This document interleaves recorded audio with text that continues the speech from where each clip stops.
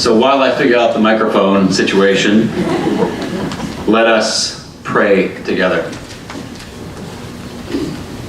God, may the words of my mouth and the meditations of all our hearts be acceptable to you, our strength and our salvation. Amen.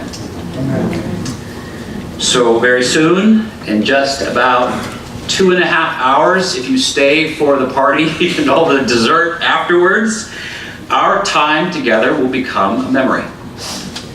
Our relationship as minister and congregation will no longer be a living practice.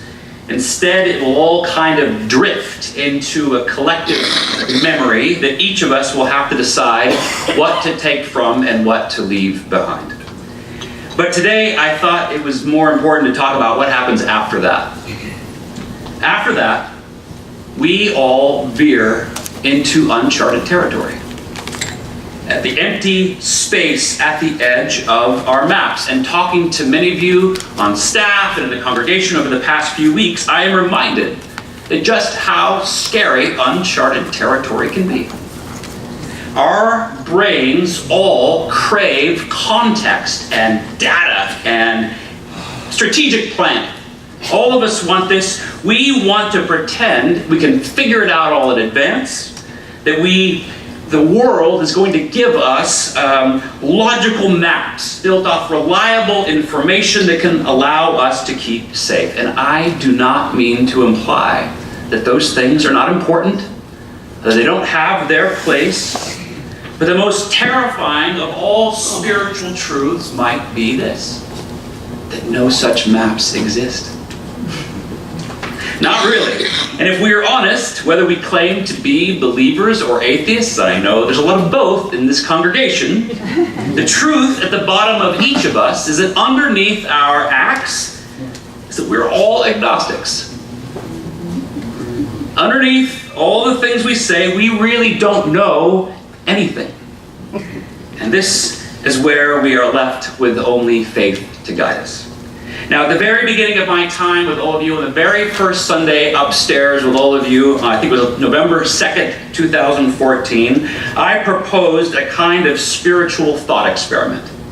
And it went like this. What if the central symbol of our faith was no longer the cross, but instead it was a rose? Okay?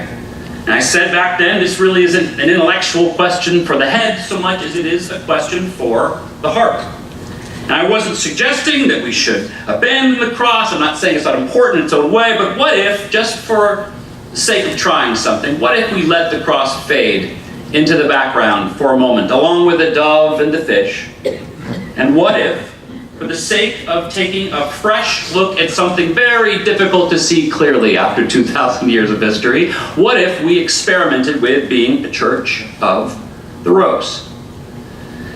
Now, beyond that just being interesting for us locally here in Rose City, the rose has, throughout Christian history, often surfaced as a very powerful symbol for our faith. In contrast, at times, to the dogmatic intellectual tradition and oppressive, sometimes know-it-all religion to everyone else around it, the rose often functioned as a synonym for prayer, for personal prayer. The rose books, a book of prayer. And this points us back to a kind of innate wisdom and direct contact with God. As a symbol, the rose reminds us that the life of the Spirit must always flow through the prayers of the heart more than the thoughts of the mind. And though both are important, I like to think in this way of the rose less like a map and more like a compass. The compass rose, as navigators used to say. So my question to you back then was, how would that change things for us? What would that look like if we just put it on as an experiment? Instead of maybe spending time, as much time in committees and debate and discernment about figuring out what our will was, what if we spent similar time, step back in prayer and practice and silence to listen to what God's will was for us? I tried to suggest back then and over the next couple months that the church is not the same thing as a nonprofit or a political club It's not the same thing as a business, and although all those things offer us really helpful ideas and analogies, the path of discipleship requires something fundamentally different from all of us. Well, maybe that sounded good to some of you, but it certainly did not sound good to all of you. That's a fact. And like so many other mainline churches today, we discovered a kind of collective anxiety at times in the midst of us. I don't say that with any judgment, but there is a place for all of us, a place of disconnection and fear and a clutching need to control things that all of us can fall into when we don't really know what's going on. When we're scared about what will happen. We're off the map. And this captures something really true about the Christian church right now. We don't know what's going to happen next. In our world, too. We don't know if we're safe. Jesus might tell us that it's good news as soon as the dawn breaks. But for now, many of us feel blind while we are waiting in the dark. So anxiety is just the symptom. What we have, and we've talked about this a lot, we have a crisis of faith. This spreads out beyond the church. This spreads out everywhere. Underneath our country's gridlock on racial justice, on economic justice, every spiraling out culture war issue that just is everywhere over the sun, you could argue that the true crisis in our land is also a crisis of faith. As all the old maps that we used to use to tell us what's good and true and justice all fall into conflict with everyone else's maps. Everyone's maps telling us different places to go. Well, as everyone on the First Congregational staff already knows, one of my favorite ways of thinking about all that is from a rabbi. And it's not Jesus, although Jesus is number one. Number two is a rabbi and a family systems therapist. His name is Edwin Friedman. Now, Friedman describes something that he calls imaginative gridlock. And he says that all of us get stuck in gridlock from time to time. Imaginative gridlock describes the collective way of seeing things that all of us gets familiar to. It's what feels emotionally right to all of us. Our way of seeing things has an emotional payoff, he said. And he said that our own ways of seeing things become so habitual to us over time that everything we see and do reinforces that core pattern. And from this, a whole cognitive world spreads out like a halo around each of us. And that's just normal. That's just what all humans do, of course. The difficulty comes that when we do get lost, when we start to realize that our made-up map of the world is actually closing us off from the real thing, oftentimes we can get too scared or lazy or just stuck. And we can't take a step outside our mental prison. And this is my definition of spiritual sickness. We might call it sin or ignorance or samsara or something like this, but just to see it clearly for today, let's keep with Friedman and call it imaginative gridlock. Friedman says it often manifests in the same way. Life starts to seem like an unending treadmill of trying harder and harder but never getting anywhere. We find ourselves looking for better answers and doing it harder rather than simply trying to reframe the question altogether. And as this continues, as our thinking gets more stuck, it starts to slow and slip into dichotomies like right versus left, like sane versus crazy, and of course like good versus evil. It happens to all of us. We get stuck. Whole religions get stuck. Whole societies get stuck. And it doesn't mean they're bad, it doesn't mean they're doomed, but we are wise as the caretakers of our faith to ask ourselves what is working and what is not. So, I want to share an analogy with you that Friedman uses. I've shared it here, I think, once before, a long time ago. But I think it's worth sharing here again in a different context. This is from Friedman's book, The Failure of Nerve, but it's really something. Basically, Friedman describes, from a European perspective, of course, the so-called New World, and how in the 15th century it was first discovered. But he reminds people that all the tools and the technology and the information needed to navigate a ship from Europe to the shores of what we now call North America had all been in place for hundreds of years, for far longer than that, actually. All of it had been there, but it's not up until 1492. Up until that time, no one in that cultural world closed system had been able to put the pieces together in order to make it happen. Why was that? Well, to put it simply, because once upon a time, if you had a boat and you wanted to get from one place to the next, what you would do is you'd chart a course. This is the normal, responsible thing to do. You'd go gather information, existing maps, and star charts. You'd get a sextant, I think that's what a sextant means. This is what professionals used at the time.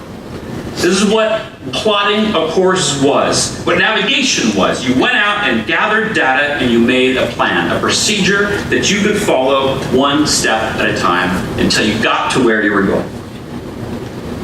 But because no one in the European world of the 15th century had ever been to North America before, there were no charts or maps existing that could show you how to get there. And because there were no charts or maps existing that could show you how to get there, none of the responsible professional navigators of the day had any way to chart a course on how to get there, right?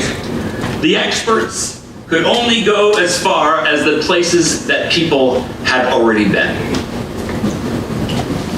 And as we all know, a large number of humans at this time were afraid that if you went too far, you might just fall off reality, just slip into time and space, or whatever it was, the turtles that held up the world. At the very least, as existing maps extended further and further out, they tried to do something past where people had been. They get vague and murky as they go. And pretty soon, people start throwing their projected anxieties on what they don't know. There's sea serpents and mermaids that eat people or whatever else, right? This is what we all do. In short, the navigators of this era, and with them the entire cultural world of Western Europe in the 15th century, they were locked in a kind of imaginative gridlock. But there is an old nautical term for another, more difficult way of navigating, and some of you know it. It's one of my favorite expressions. It's called dead reckoning. For your meditation, dead reckoning is the capacity to chart a course through one's own constant measurements rather than relying on the use of someone else's map. In essence, it's a kind of biofeedback with one's environment. Now, as history records him, it seems clear that Christopher Columbus was a jerk. No matter how you cut it, he was a jerk. None of his friends really liked him. But it's especially true for the indigenous people that he encountered. But on top of that, it turns out Columbus was known to be a terrible chart navigator. He was no good at it. He didn't even know how to use a sextant. That's what people said. But ironically, it was Christopher Columbus's natural talent for dead reckoning that allowed him to discover the new world where all the other explorers, competent people all of the era, failed to do so. And Edward Friedman describes this in emotional terms. He defined dead reckoning as a strange mix of imagination and determination, a bold, new relationship between risk and reality. But more importantly, Friedman uses this to illustrate the kind of faith and daring and adventurous dreaming that is always required if we are to ever break free from our own emotional patterns and discover new territory. So what does that mean? What does that mean for us? Throughout my time here, I have suggested that both mainline Christianity and the progressive causes that so many of us throw up there, that they are also stuck in a kind of imaginative gridlock. And of course, that applies to a lot of us personally too, right? Maybe life feels like an upward battle. With injustices everywhere you feel powerless to do anything about. Maybe you're always looking for better answers, always living on the question, but never really finding anything because you're so addicted to looking, you've walled yourself off from discovering. If so, you too might be stuck in imaginative gridlock. And if this is the case, you can self-reflect all you want, you can hold committees of discernment all you'd like, but the problem, as we all know, with self-reflection is it doesn't help you when you're stuck. When you're stuck, self-reflection like this only perpetuates the same old emotional patterns in new arrangements. To get unstuck, there must first be a shift in the emotional status quo. To get unstuck, there must be a willingness to step into the dark, a few steps at a time, and counter the panic of anxiety with the open permission to experiment in faith, to risk the dangers of being wrong, of being lost, because we believe, as Jesus teaches us, that God and God alone is what waits for us beyond the edge of our human maps. Now, here we approach one of the big insights of my hero, Edwin Friedman.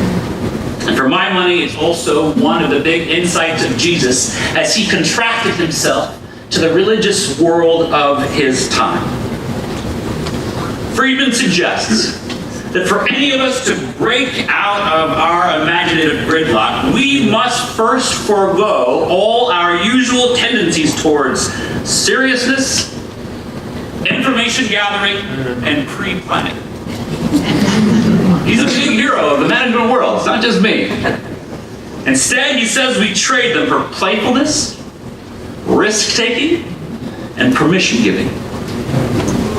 Friedman argues that this is the only way to let go of our traditional maps, and we can create, through this, new space for new dreaming, not fantasizing per se, not navel-gazing, but becoming open to new revelations and new realities, and working out all the maps and roads, new and fresh, that will take us there. And some of them won't work. Some of them just won't, and that has to be okay. Because this is the only way that gridlocks ever get broken. And our imagination starts working for us instead of against us. Again, it isn't some cognitive power. It's not how smart or educated we are, because there's a lot of smart people in this room, of course. Instead, it has something to do with how much faith we have. How willing are we to risk our emotional patterns we become so addicted to and venture out boldly into the unknown? One of my theological mentors, a very wise woman, she'll want me to say her name, Reverend Donna Scopper. She'll be watching this later. Donna used to tell me always, this is like the first thing she taught me, she said, action must always precede reflection. And she's like written books and stuff. Action must precede reflection, and now I'm passing that all on to you. It's another way of saying that if you are to truly accept and confront the crisis of faith and imagination inside all of us, we cannot revert to self-marginalizing victim and villain making. There's no navel-gazing or an attitude of helpless waiting while someone else comes and rescue us. To grow in faith, we must act in faith. We must brave the wider darkness and walk with what little light we have. Before enlightenment is possible for any of us, before we can hear God crying out through us the way that God cried out through Isaiah, we must be willing to learn to sacrifice our safety zones. Because risk always precedes realization. Very soon I will be gone. Very soon, a new interim will take my place. And after that, down the road, there will be a new senior minister who will inherit the greatest assistant minister, the greatest staff, the greatest lay assembly of leaders I have ever worked with inside parish ministry. And I hope and pray that you will all give this person, whoever they are, permission to try things out, to fail sometimes, and then to try again with a shrug of their shoulders and have a sense of humor about what they are trying and sometimes failing to do. Because if you do, I have no doubt that my predecessor will extend that permission right back to all of you. And this is what having faith is all about. It's not about being perfect. It's not about winning or having the right answer or any of the other acts we put on to shield ourselves from the messy, dirty fear inside us. Instead, I want to leave you with the spiritual practice of dead reckoning. It reminds us that having faith and being church is always, it was from the beginning, a blind adventure. And though it can always be scarier, it's not scarier now than it was when Jesus was around, let me tell you. It's always scary, but it can also be fun. It can also, regardless of what it is on any given day for us, it's the only way we will ever grow and learn to discover what is the path of the rose, the path of prayer that God is calling us to become. God is always calling us out beyond our maps. God is that force that pulls us there. And dead reckoning refers to a life led by that Spirit. It's the recognition that God alone is our safety and our refuge, not our plans. And if this community of faith, this wonderful place, is to hold on to its relevancy, its vitality, its authenticity for the 21st century, we must all remember together that the same thing is true for churches like this as it's true for ships designed to sail the ocean. The safest place for them is in the harbor, but that's not why ships are built. Amen, and God bless you.